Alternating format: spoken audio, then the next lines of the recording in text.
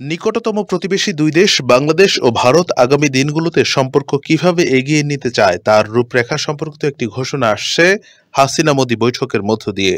নয়াদিল্লির হায়দ্রাবাদ হাউসে প্রধানমন্ত্রী শেখ হাসিনা ও ভারতের প্রধানমন্ত্রী নরেন্দ্র মোদির মধ্যে আনুষ্ঠানিক বৈঠকে এই রূপরেখা চূড়ান্ত হয়েছে বলে মনে করা হয়। বিভিন্ন ক্ষেত্রে সহযোগিতা জোরদারে 10টি সমঝোতা স্মারক ও নথি সই করেছে বাংলাদেশ ও ভারত। এর মধ্যে 5টি নতুন সমঝোতা স্মারক সই, 3 সমঝোতা স্মারক নবায়ন এবং ভবিষ্যৎ কাজের ক্ষেত্র হিসেবে যৌথ কার্যক্রমের 2টি নথিতে স্বাক্ষর করেছে উভয় দেশ। শনিবার দুপুরে নয়াদিল্লির হায়দ্রাবাদ হাউসে ভারতের প্রধানমন্ত্রী নরেন্দ্র মোদির সঙ্গে বাংলাদেশের প্রধানমন্ত্রী শেখ হাসিনার একান্ত ও দ্বিপাক্ষিক বৈঠক শেষে তাদের উপস্থিতিতে এসব সমঝোতা স্মারক সই হয়। ডিজিটাল অংশীদারত্ব এবং টেকসই ভবিষ্যতের জন্য সবুজ অংশীদারত্ব বিষয়ক 2টি সমন্বিত রূপকল্পকে সামনে রেখে কাজ করবে বাংলাদেশ ও ভারত। এই লক্ষ্যে 2 যৌথ কার্যক্রমের নথি সই করে বাংলাদেশ। এ দুটি হলো বাংলাদেশ ভারত ডিজিটাল অংশীদারত্বের বিষয়ে অভিন্ন লক্ষ্যমাত্রা এবং টেকসই ভবিষ্যতের জন্য বাংলাদেশ ভারত সবুজ অংশীদারত্বের বিষয়ে অভিন্ন লক্ষ্যমাত্রা বিষয়ক নথি সই।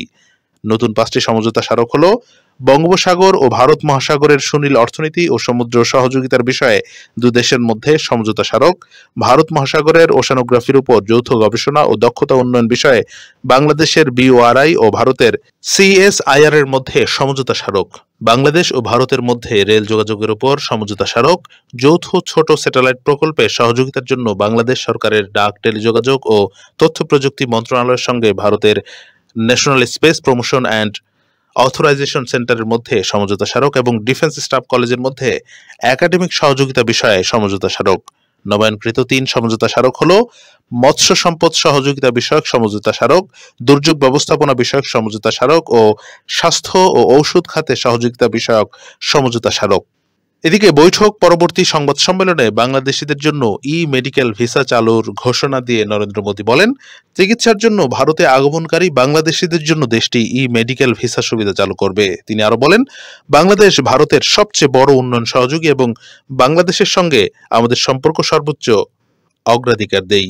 এর আগে শনিবার সকালে দিল্লির রাষ্ট্রপতি ভবনে প্রধানমন্ত্রী শেখ হাসিনাকে উষ্ণ অভ্যর্থনা জানানো হয়। এরপর ভারতের জাতির পিতা মহাত্মা গান্ধীর সমাধিতে শ্রদ্ধা জানান প্রধানমন্ত্রী। পরে হায়দ্রাবাদ হাউসে বৈঠক শেষে নরেন্দ্র মোদির দেওয়া মধ্যাহ্নভোজে অংশ নেন বাংলাদেশের প্রধানমন্ত্রী শেখ হাসিনা।